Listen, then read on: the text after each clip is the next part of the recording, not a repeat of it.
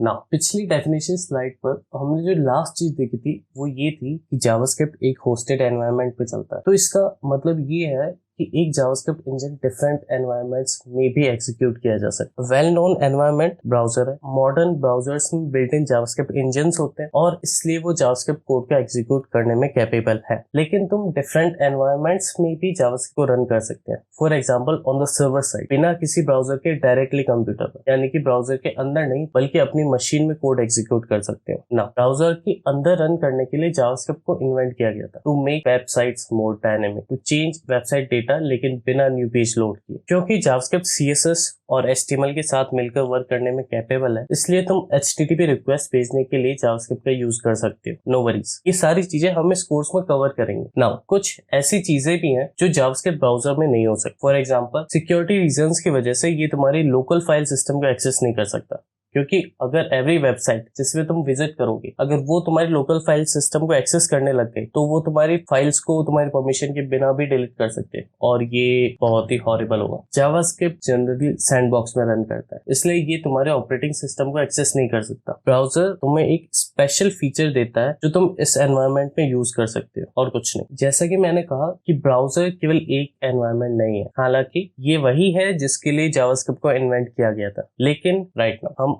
उसी तक रेस्ट्रिक्टेड नहीं है। इसके बजाय जावास्क्रिप्ट इंजन V8 जिसको गूगल ने बिल्ड किया था उसको कुछ लोगों ने एक्सट्रैक्ट किया टू रन जावास्क्रिप्ट एनीवेयर, क्योंकि आइडिया ये था कि अगर हमारे पास ब्राउजर में इंजन है तो क्यों ना इसे ब्राउजर से निकाल लें और इसे as a stand alone tool use करें, जिसका यूज करके तुम जावास्क्रिप्ट को कहीं भी एग्जीक्यूट कर सकते हो। फॉर एग्जांपल डायरेक्टली तुम्हारी मशीन पर, और एंड में इसी टूल को हम Node.js कहते हैं। अब इस कोर्स पे मेरे पास Node.js के बारे में एक सेपरेट मॉड्यूल है जिसमें मैं तुम्हें बताऊंगा कि कैसे काम करता है और सेम जावास्क्रिप्ट सिंटैक्स का यूज कैसे करता है, जिसे तुम इस कोर्स में सीखोगे और ये अपने साथ कौन कौन से न्यू फीचर्स लेकर आता है। For the majority of course हम ब्राउजर साइट पर ज्यादा फोकस करेंगे, क्योंकि इस साइट तुम्हें जावास्क्रिप्ट एब्सोल्युटली चाहिए और इसी साइट पर तुम चेंजेस को विजुअली देख सकते हो। वापस Node.js पे आते हैं। इससे हम किसी भी मशीन पर एग्जीक्यूट कर सकते हैं, इसलिए इसका यूज ज्यादातर web backends, web servers, server side JavaScript के लिए यूज में आता है। शायद तुम्हें सर्वर साइड लैंग्वेज के बारे में नॉलेज होगी, जैसे कि PHP,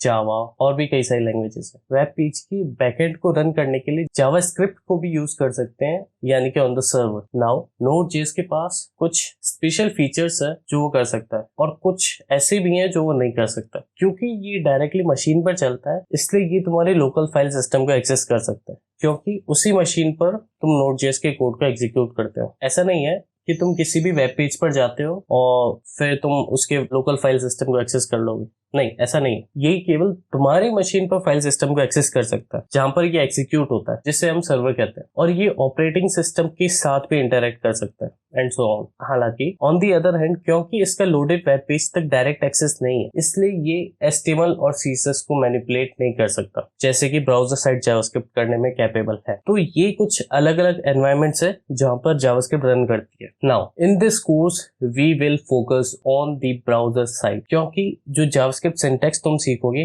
वो सेम होगा। कोई इफेक्ट नहीं पड़ता कि तुम किस एनवायरनमेंट में जावास्क्रिप्ट को यूज करते हो, लेकिन ब्राउजर में हमारे पास विजुअल फीडबैक है जिसे हम देख सकते हैं कि what is happening. Let's see the course outlines and how we will go through this course in the next video.